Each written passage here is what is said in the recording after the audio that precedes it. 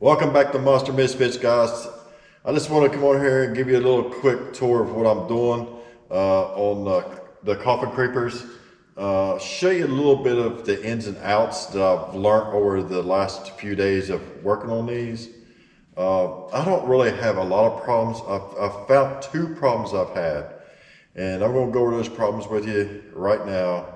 Just kind of show you kind of what I'm dealing with, and I'm not sure how I'm going to solve the problem yet. So if you have any ideas how to solve the problem, put them in the comments below and kind of let me know.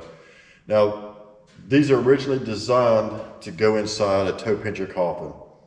But if I decide to sell them separately, how do I ship these without them getting too tore up? Because not all of them, but some of them will bend.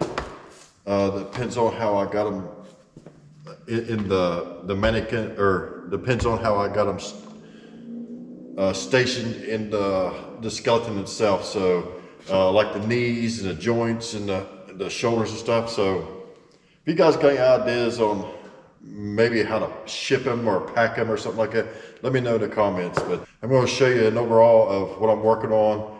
And I got, let's see, 2, 4, 6, I got 8 of them. I got 6 of them in the works. All right, guys, so here's what I got. So you put your foam in there and you foam fill it. Look, that's been about 2 or 3 hours.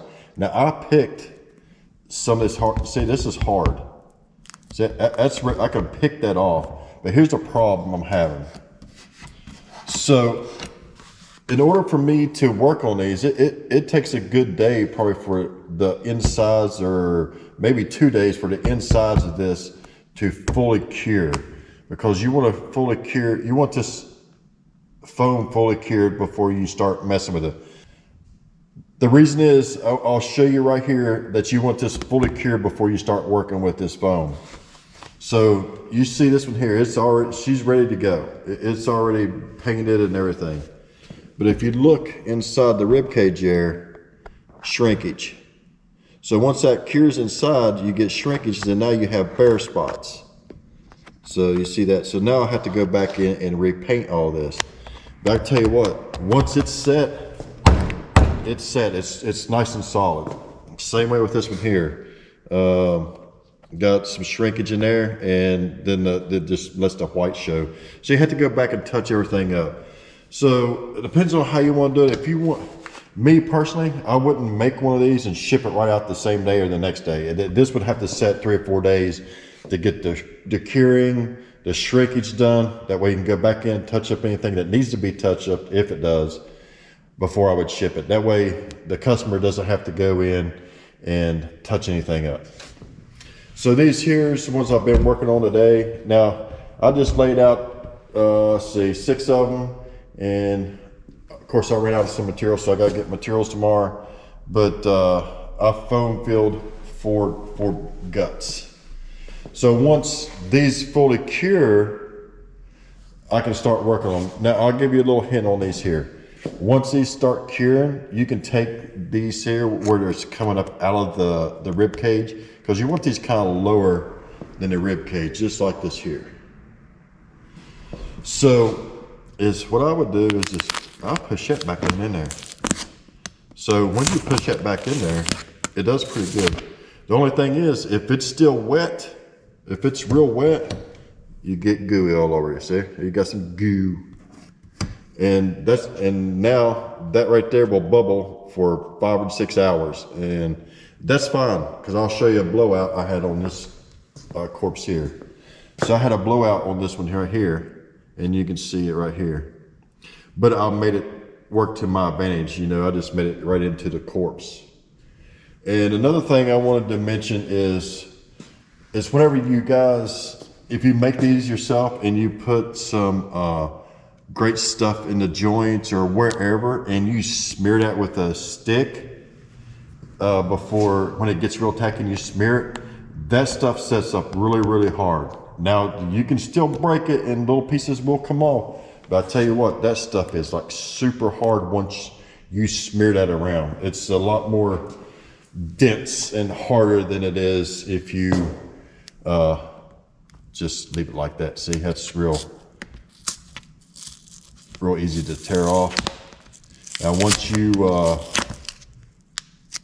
you smear that, I don't smear the guts, I just smear the joints and a couple other places. But once you smear it, it's nice hard. So right there's what we got going on. So the first thing I did was go through and I positioned my heads where I wanted my heads. And I got them all basically the same way. Now I can move them to the right, I can move them to the left, or whichever. But basically, I'm moving them back and then to the left. Then I'll go back in and I'll put my jugular veins in them. So all of them has their jugular veins in. So all I'll do is use some hot melt glue to hold it down. And that's all it is. The hot melt glue isn't to hold it there permanently, it's there to hold it down so it doesn't move so much. Same way with this one here. Now once that's done, what I do is I come back with some great stuff and I spray a line of great stuff beside the jugular vein, and that will hold it nice and sturdy. It's not going to go nowhere. And once that starts curing, I will smear that to make it harder on this jugular vein too. Same way with this one here. So those are little things I've been learning since I started just doing. I've only done 2, so you learn a lot just in doing a couple, because it takes forever to do these things anyway. But that's some little things I've learned. Tomorrow I'll pick up more supplies and work on the rest of them. So my idea for all these coffin creepers is this right over here. So what I'm gonna do is not this one here. This is just a little prototype I did. It's not really a junk skeleton, but it's not where I wanted to be. And I mean, it looks pretty cool, but it's not the skeleton I wanted. So what I'm going to do is make these coffins here, the toe pincher coffins. And they'll be approximately 6 feet tall, maybe a little bit smaller depending on this.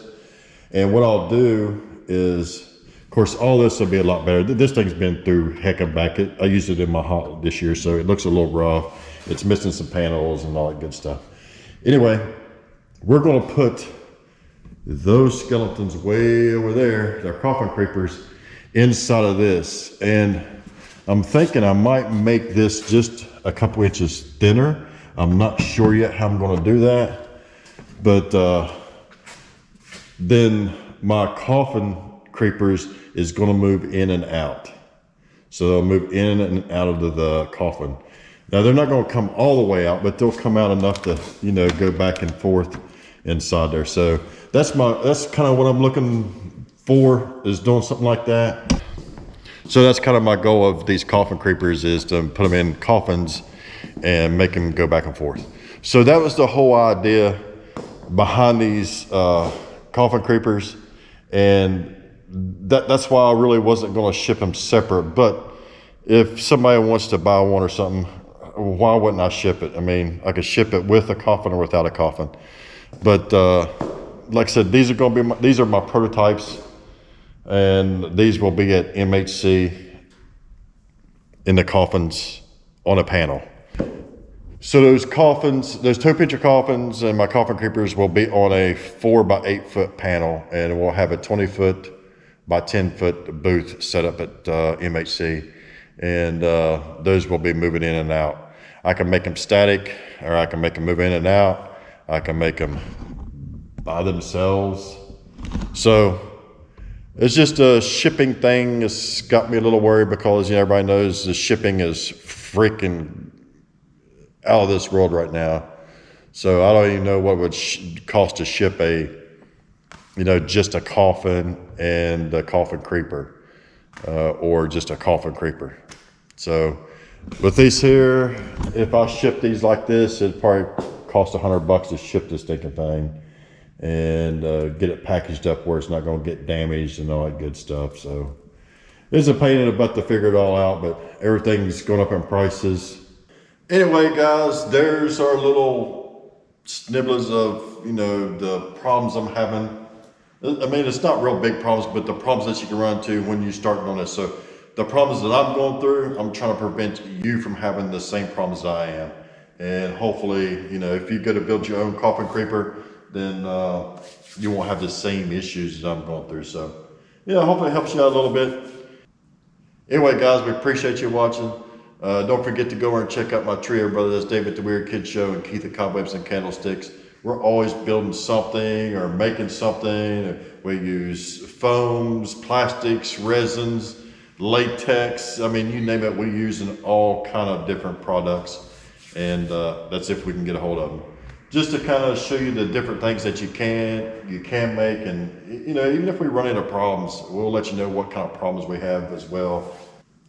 Us trio is constantly going back and forth about every day about the problems that we've had, the problems we're running into. So between the three of us, we're going to know what we can and can't do, or something different. Or if you see something that we're doing and you're saying, hey man, I know a better way to do that, please put them in the comments below. Let us know kind of what we're doing wrong.